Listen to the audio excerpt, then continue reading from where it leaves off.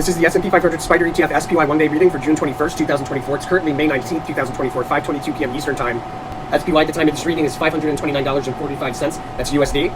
The shuffle video for the June 21st reading was created on May 2nd, 2024 at 11:29 p.m. Eastern Time. That's a video playing in the lower left corner. The overall theme of behavior for the 21st, we have a resistance level on a multi-day scale that's highlighted.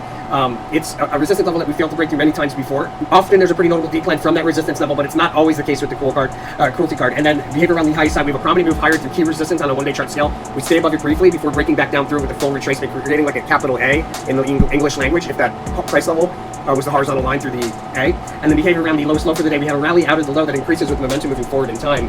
I'm advised, well, if there is trade opportunity, it'll have something to do with a failed attempt to break the key resistance and a decline through key support on a one-day chart scale. But it's a nullified trade card, so not always the best opportunity to trade. There's another unicursal here, so this could be indicating another sharp drop on the one-day chart scale and or a price level. If we continue to go higher here, this would be another mark-off for a price level that we break down through the next multi-day decline.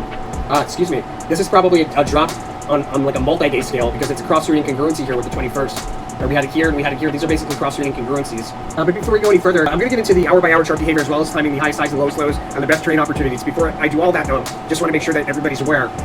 The whole purpose of the channel is to transmute some of the competitive energy of the stock market into goodwill. We do that by following the rule of karma for the channel. You go to the resources tab of our website, Tarot for Traders, and 5% of the profits from every profitable trade utilizing this information should be donated forward to one of these charities, or pick a charity of your choosing as long as you're paying 5% forward, and then 5% should be sent back to the channel through one of these links. If you're international, you can use Wise or you can use YouTube Tips.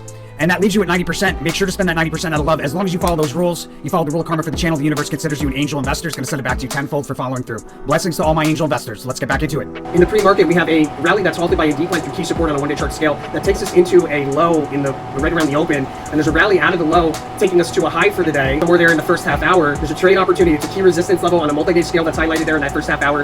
It's resistance that we failed to break through many times before, and that would be a cash out opportunity. Close out of a long position or open up a short position here. We go from that high into another low, somewhere between 10 and 11, and from that low back to a high somewhere there between 11 and 12, or possibly even closer to 1 o'clock, somewhere in there. The high and the low within close time proximity. It's pretty mixed there between 11 and 12, but eventually there's a rally along a diagonal trend line between 12 and 1. It ends with a fast sudden move higher, and then a breakdown through that diagonal trend line, creating probably the high for the day there when it does that fast sudden move higher, and then it increases in volatility on the way down. The devil card between 1 and 2, indicating some sort of intentional fake out or shakeout. Yeah, it looks like it's a pretty hard decline there, and then we get into price swinging between 2 and 3, which then turns into sideways rotation along key support in the last hour before a slight rally right around the close to another crest or peak. But there's a low just before that little bit of a rally at the close. There's a low for the day and a cash out opportunity for any short position if you're doing a day trade there. Another unicursal here.